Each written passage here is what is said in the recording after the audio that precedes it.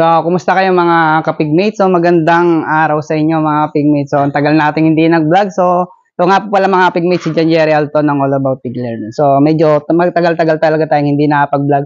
Umabot din na tayo ng 3 buwan. So, kulang-kulang 3 buwan pala mga kapigmates. So, kaya tayo hindi nakapag-vlog dito ay maraming dahilan kasi unang-una sa mga kasanayan dito sa farm o sa baboy namin ay hindi na yung nakaugalian ko. So, nakawalang gana mag-share ng mga idea kasi yung mga isineshare ko sa inyo noon sa ngayon ay hindi ko na nagagawa.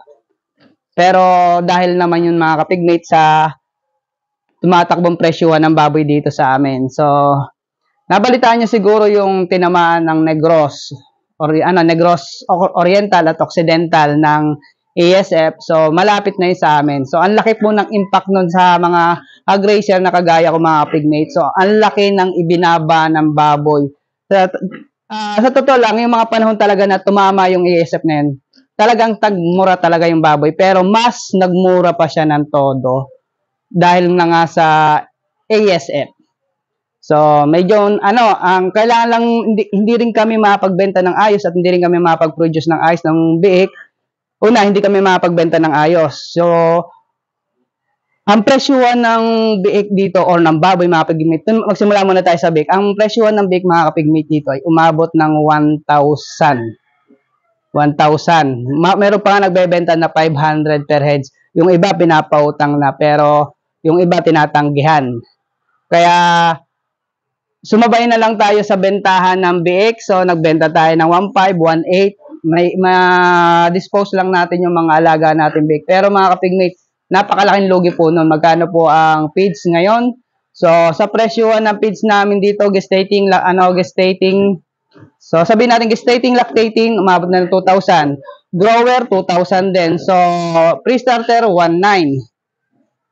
Starter pala, 1,900. Tapos, pre-starter ay 1,800. So, ganun ang presyuhan dito. Tapos, ang biik dito mga pigmate ay, yun na nga, kasasabi ko lang kanina bala, na umaabot pa ng 500.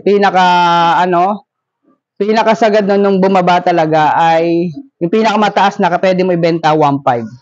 So, sa ngayon naman mga kapigmate, medyo tumataas na yung bentahan ng baboy. Pero, nung tumama yung ASF na yon, ang live weight ng baboy dito mga kapigmate, umabot ng 110 pesos. Live ba? Live. 110, may 100 pa na namimili. So, sobrang baba. Tapos, pag dress meat mga kapigmate, may 80. Yan, ganyan, 80. Tapos, yung mga inahin, 80, 60, tapos may 40 pa nga na namimili. Kasi nagbenta rin kami mga kapigmate ng inahin dito. Nagbenta ko ng isang inahin, 2 gilt. Yung inahin ko na si Alice, nabenta lang ng 10,000. Yung dalawa sa gilt, ganito mga kapigmate, dalawa sa gilt na galing sa Himamaylan, na ibenta lang ng 14,000, 14,000 may get ganon. Tapos yung isa naman mga kapigmate na kapatid noon, dahil wala akong mapagbentahan na bibili ng gilt, naibenta ko lang siya ng pa-dress meat. So, sa dress meat mga kapigmate, oversize siya, balik ulo, balik paa. Yun ang patakaran dito ng mga nagkakatay ng baboy o na naman namimili. Pag oversize na yung baboy mo, balik na ang ulo, balik na yung 4 na paa. Kung magkano lang yung timbang ng katawan, yun lang ang babayaran nila. So, umabot lang yun na 6,000 mga kapigmate. 6,000 lang mahigit. So, laki nang nawala. Tapos sobrang mura pa. Yun, tapos yung isa naman mga kapigmate, yung dalawa naman mga kapigmate ay ito na. Yan, so buntis na siya, si Cara at si Jelly, yung isa naman nandun si Jelly.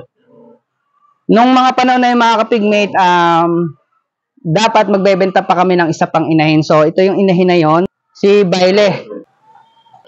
Bebenta na naman dapat ang mga pigmate si Baile. Kaya lang mga pigmate, yung buyer bumili sa akin ng inahin na 10,000. So, ang gusto niyang bilhin to ay 6,000 na lang daw mga kapigmate. Kasi ang kilo na lang ng live ng inahin daw ay 40 to 50 pesos na lang. So, sinabi ko dun sa partner ko, so wag na lang ibenta. Wag na lang ibenta. Kasi kung tatamaan man kami mga kapigmate ng ASF, so sa kaka-search ko rin mga kapigmate, ang binibigay sa mga tinamaan ng ASF, kung ASF talagang tatama sa'yo, sa isang inahin, 14,500 less 10%. 10% po ang nileles din. Sabihin natin na 14,000 pa rin makukuha sa isang inahin. So, malaki pa rin yung ibabayad sa iyo ng Citybet o Department of Agriculture pag tinamaan ng ASF ang baboy mo. So, ang tumama dito sa lugar namin mga pigmate ay mayroong ASF at hog cholera. So, sa hog cholera, kompleto po tayo ng vaccine dito. Nag-i-inject po tayo ng anti-hog cholera sa inahin natin, sa mga biik. Sa lahat ng alaga natin, may inject po yun ng hog cholera. Kaya, ano po tayo doon, hindi naman masasabi na 100% safe, pero may pangontra po tayo doon. Sa ASF naman, naka-insured naman tayo. Kaya sabi ko, wag na lang ibenta kasi nanghihinayang talaga ako. So, dahil wala siyang kulungan, ito siya. Yan, may harang. Hinarangan ko na lang siya ng kawayan, pinagdikit ko yung dalawang pen natin, tapos iginit na ako na lang siya. Ito yung feeder. So, yan na lang. Ganyan na lang ang setup ko. Para lang may maging ano siya, may matitirhan. Tapos, pag manganganak siya, yung iba namang hindi manganganak, doon ko naman siya ilalagay. So, ayan. So, ngayon mga kapigmate, October na. Kung matatagal na kayo nag-aalaga ng baboy, alam nyo naman, pag October, pag bare month, mga kapigmate, ay nagsisimula ng tumaas ang presyo ng baboy. Ang market ng baboy, itong talagang unti-unti nang tumataas. So, dapat ngayon tumataas na, pero, so, underestimate ngayon, sabihin natin, tumaas na siya, pero, ano pa rin, 150 ang dress meat ngayon dito. So, 150 to 160 ang dress meat. So, bilihan. So, sa live naman, 130 to 140 ang live, bumibili ng live.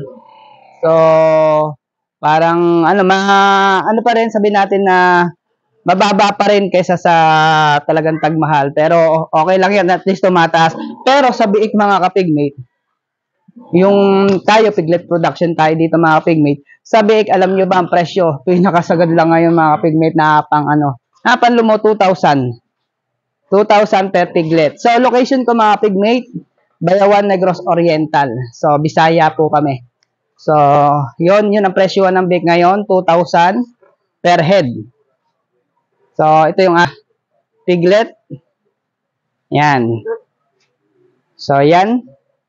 So, malalakas na sila kumain. Hindi ko sila pinapakawala ng pagkain sa kanilang feeder mga kapigmate. Yan. So, 10 head sila. So, ito po anak ni Lucky.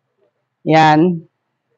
So, mapapansin nyo, payat, diba? So, pag-usapan natin yan mamaya. So, in-update ko lang kayo ngayon.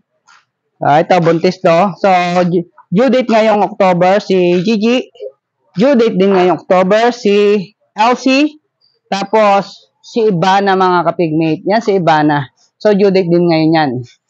Yan. Tapos, ito yung isa nating guilt na galing sa Himamaylan, si Cara. Tapos, ito naman si Fiona. Si Fiona natin, yung nanganak ng huli na 3 lang. So, ito yung 3 yun. So, tatlo yun. So, ito yung 3 natin. So, in-update ko lang naman kayo mga pigmate. So, ito yung anak ni Fiona na 3 lang. So, pinanganak sila mga pigmate July. So, October ngayon July 12. So, nag-winning ako sa kanila mga kapigmate ay August 12. So, August 12 po sila, winalay August, September, October. October 12 ngayon. So, 2 months since walay sila mga kapigmate. Yan, 2 months. So, ayan. So, ayan mga kapigmate. So, magagandang katawan nila. So, growers stage na sila. Yan yung mga alaga ko. So, sana magmahal pag binenta ko itong 3. Kasi itong 3 to mga kapigmate ay F1 to mga to. So, dahil 3 lang sila, pinalaki ko na, hindi ko na sila binenta ng bake kasi 3 lang. So, ito yung si Fiona. Si Fiona mga kapigmate, sobrang tagal niya naglandi. kahit 3 lang anak niya. Tapos, hindi siya pumayat pero naglagas siya ng balahibo. Yun mga kapigmate, naglagas ng balahibo. So, marami tayong pag-uusapan ngayon mga kapigmate sa bagong experience ko na i-share ko sa inyo para may idea kayo mga kapigmate. So, ngayon ko lang nagawa to na tipirin yung mga alaga natin. So, presyuhan ng feeds mga kapigmate, 2,000. Ang ginagamit nating feeds ngayon ay tigwa 1,180 pesos. So, next vlog niyo malalaman. So, hanggang dito lang vlog natin mga kapigmate. Maraming salamat. Ito nga pala ulit si John Geraldo ng All About Pig Learning. Kung may tanong kayo, paki-comment sa baba. At kung nagustuhan nyo naman ang video to, paki-like. Kahit huwag na kayo mag-subscribe. Kung gusto nyo lang naman mag-subscribe, okay lang. So, medyo matagal lang talaga tayong hindi napag-vlog. So, next vlog natin, pag-usapan natin kung ano yung pinapakain natin sa mga inahin natin ngayon at kung bakit sila, bakit matagal ako at kung bakit yung matagal sila, o sabihin natin kung bakit naglalaga sila ng balahibo. So, yun lang.